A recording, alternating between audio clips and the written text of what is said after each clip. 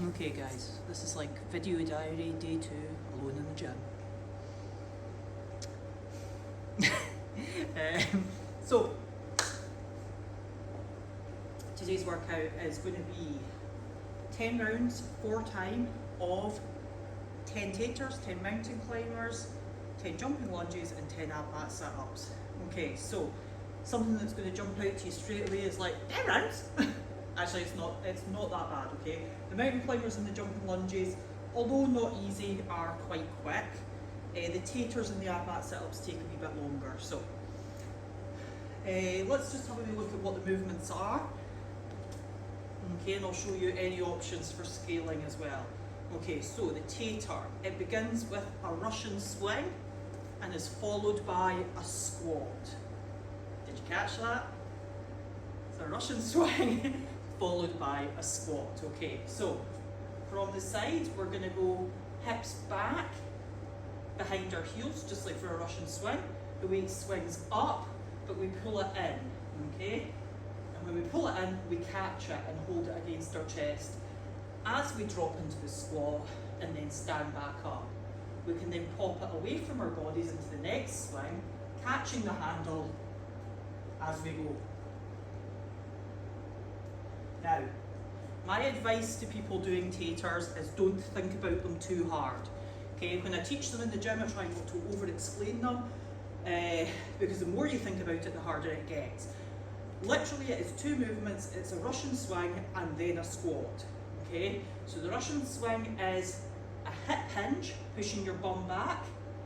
Okay, not too much bend in your knees. Okay, so very little bend in your knees, really stressing that.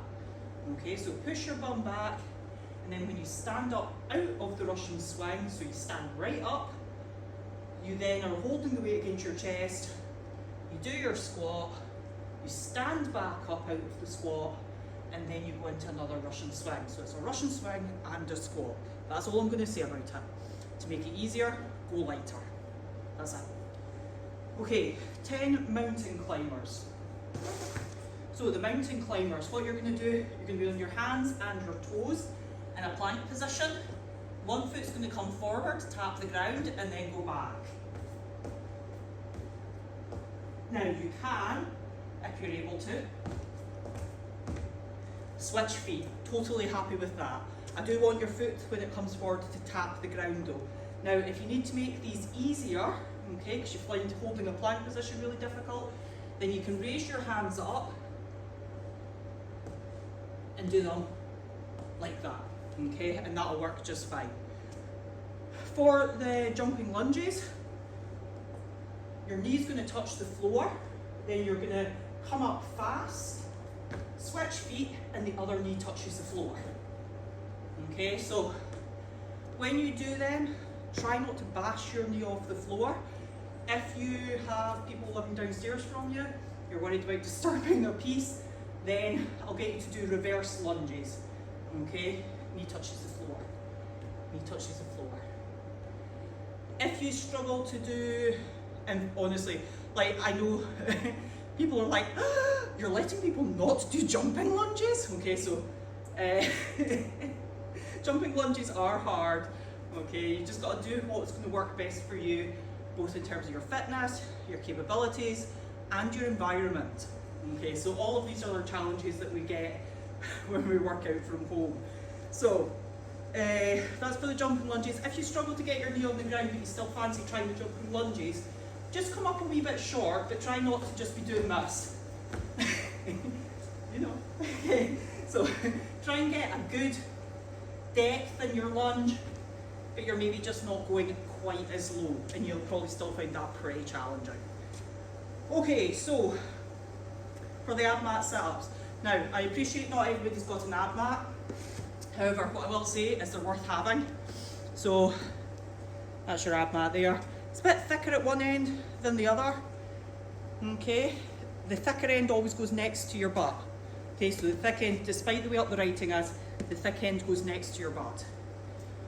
Now you can sub an ab mat for like a cushion or something. So something that's going to go under the hollow of your back. So you don't sit on the ab mat, you sit like right next to it with it touching your bum. Soles of the feet go together like that. go all the way back, touch the ground above your head, come all the way up, touch the ground in front of your feet. The standard for ab mat sit-ups is to get your elbows past your knees.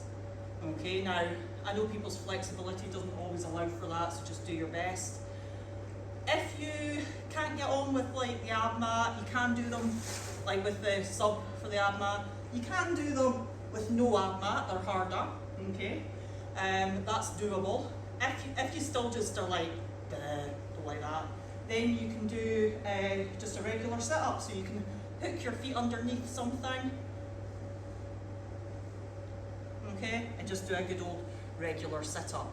If that's out of your jurisdiction, okay, so if you're not able to do that, then you can do hands behind, touch ground, tuck your feet in, touch the ground, tuck your feet in, or don't touch the ground.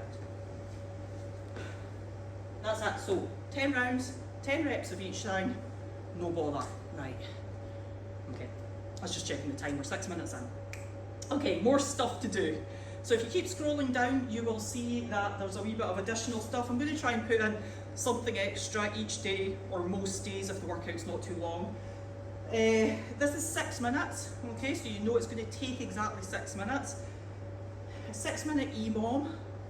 So in the first minute, you're going to do pistols. In the second minute, you're going to do Russian twists. In the third minute, you're going to do good mornings. And then you're just going to go through them again. There's no rest, okay? But there's no rest because this is not a challenge. This is only a challenge in terms of the movements and trying to do them. It's not a challenge in terms of how many reps you get. So these second parts are not for big effort, unless it's like 100 ab mat sit-ups for time or something. They're for the skill of doing the movement. Okay, so for example, with the pistols, if you click on workout prep notes, you'll see a great friend of mine, Jane, doing a beautiful pistol that frankly, she does pistols better than anybody I know, right? So I'm not going to try and compete with that. So what I'll do is I'll show you, if you watch that video to see what a good, nicely done pistol looks like, that's what it looks like. Okay, here's what you can do for scaling, because most people will need to scale for the pistols.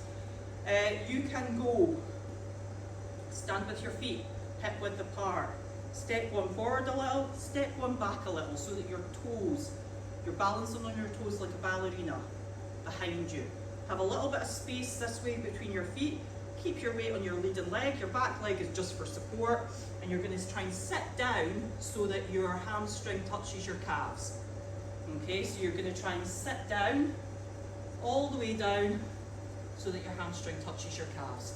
The back foot is just there for support and to help you balance and help you out. Okay, you can also hook your foot round behind your ankle and do pistol that way. It's hard to balance while looking at the camera. And do the pistol that way. So you've hooked you're balancing on one leg, okay? All your weights straight up and down. None of it. What makes pistols difficult for a lot of people, definitely for me, is holding that leg up. Okay, so getting stronger in the hip flexors, good flexibility there. Not too much tension in your hamstrings to allow you to hold yourself up. If you're doing this, you're just hooking your foot round behind your calf. Keep your heel down on the leg that you're balancing on. Bum goes back, sit down as low into it as you can and stand back up. That's your pistols. Your Russian twists, you can do holding anything, so if you've got a weight, that's fine. This is just handy. Try and do them, if you can, with straight legs. Remember, in this workout, these aren't for time, these are for quality. So make them as difficult as you can for you. Legs straight, feet together. Make sure you're twisting your body. Okay, if you really can't keep your legs straight, then bend them, that's fine. And then you can rest them on the ground and lean back. All good. And then we've got good mornings. Good mornings, if you click on the link, you'll see can be done with a barbell across your back. Most of us are probably going to be using a weight at home, so like this kettlebell. So you're going to hold it right against your body, any way you want, doesn't matter, as long as it's holding against your body. You're going to stand with your feet about shoulder width apart. You're going to push your bum back behind your heels like a Russian swing and come back to standing. Okay, so bum goes back behind your heels. Lean over until your torso is roughly parallel with the ground and come back to standing. Now, when you do them, watch out for curling over in your upper body. Keep your chest up and stick your butt out. Bum goes behind your heels. Keep your abs nice and tight and you're good, right?